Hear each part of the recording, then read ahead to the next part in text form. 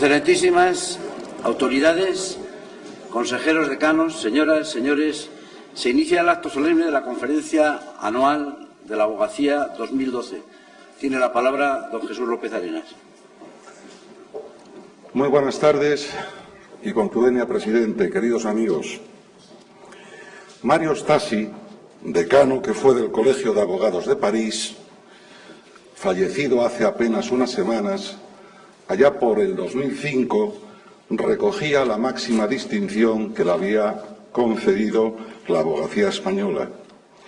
Y con ocasión de ese acto nos decía que una justicia acostumbrada es una justicia muerta y que un abogado acostumbrado es un abogado muerto.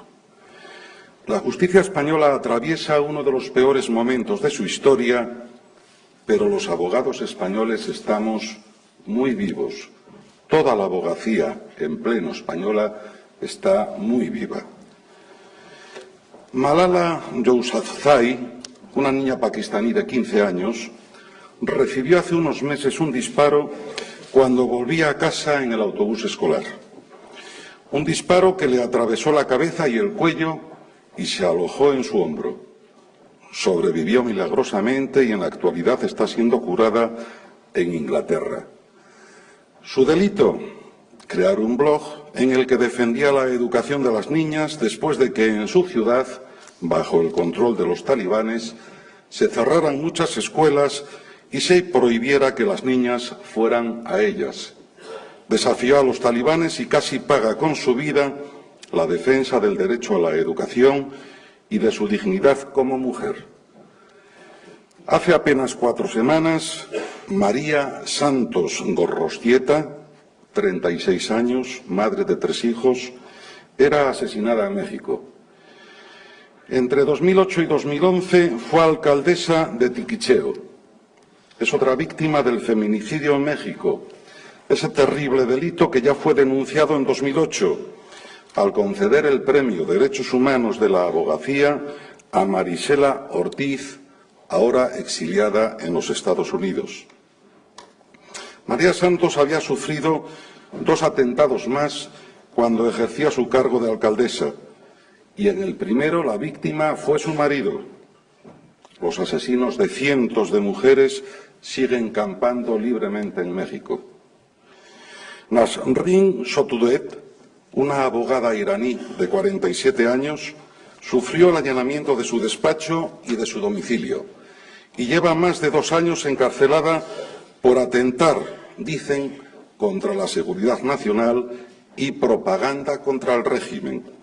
Desde entonces ha estado incomunicada o en una celda de aislamiento en una prisión que tiene una fama horrible. Le prohíben las visitas de sus hijos y se ha declarado en huelga de hambre en varias ocasiones. Le quedan al menos otros 4 años de cumplir condena. Al igual que a otros muchos presos de conciencia iraníes, se le ha negado hasta la atención médica. Nasrin fue Premio Derechos Humanos de la Abogacía Española en 2010, un galardón que todavía no ha podido recoger y que la Abogacía Española todavía no la ha podido entregar. En 2012 han muerto 119 periodistas en el ejercicio de su profesión, 37 de ellos en Siria, donde, por si se nos olvida, hay una sangrienta guerra civil en la que las víctimas, hombres, mujeres y niños, se cuentan por decenas de miles sin que la comunidad internacional se conmueva ni haga nada para evitar esta permanente y terrible violación de los derechos humanos. La imagen reciente de un niño decapitando a un soldado enemigo todavía nos duele en el corazón. Y de todo eso queremos hablar esta noche. De Irán, Pakistán, México, Sudán, Yemen, Cuba, China, Nigeria, Afganistán, Irán, Congo e Irak.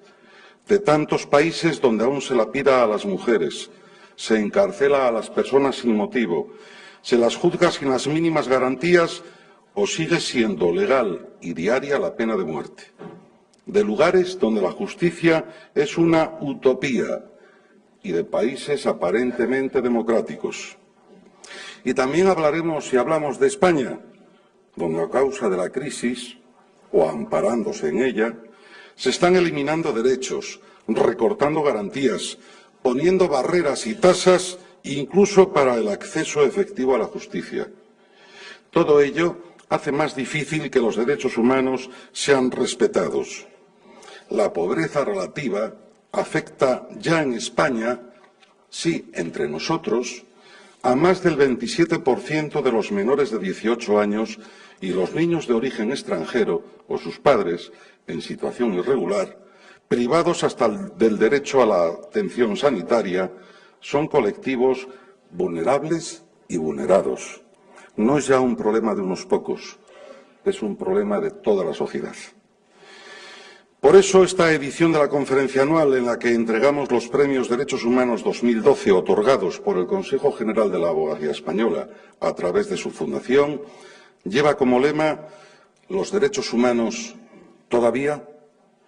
Y por eso, ayer se inauguraba una exposición que habrán podido contemplar en el hall del Salón de Actos de este auditorio, gentilmente cedido por CaixaForum.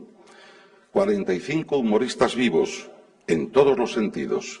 Y uno más, Antonio Mingote, más vivo que ninguno, que nos ofrecen su particular grito sobre los derechos humanos.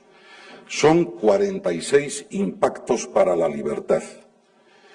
Y por eso también esta mañana hemos celebrado 2 mesas redondas sobre la crisis y los derechos humanos. La primera con UNICEF, Amnistía Internacional, Cáritas y el CERMI, sobre los peligros de la crisis en España. La segunda, sobre el papel de la abogacía en defensa de los derechos humanos en tiempo de crisis, con abogados de todo el mundo. Esta conferencia anual de la abogacía quiere ser y va a seguir siendo cada año un grito para reclamar derechos, todavía y siempre, especialmente los derechos de aquellos que parecen invisibles o de quienes no tienen voz. Dijimos el año pasado, y lo repetimos hoy, que la abogacía prestará siempre su colaboración en todo lo que pueda ayudar a solucionar estos asuntos, y trataremos de que los gobiernos busquen y encuentren una solución justa en la que prime el derecho a la libertad de todo ciudadano, a ejercer el derecho a la defensa, a ser oído, a la libertad y a la justicia. Y si no lo hacen, se lo requeriremos. Lo venimos haciendo día a día.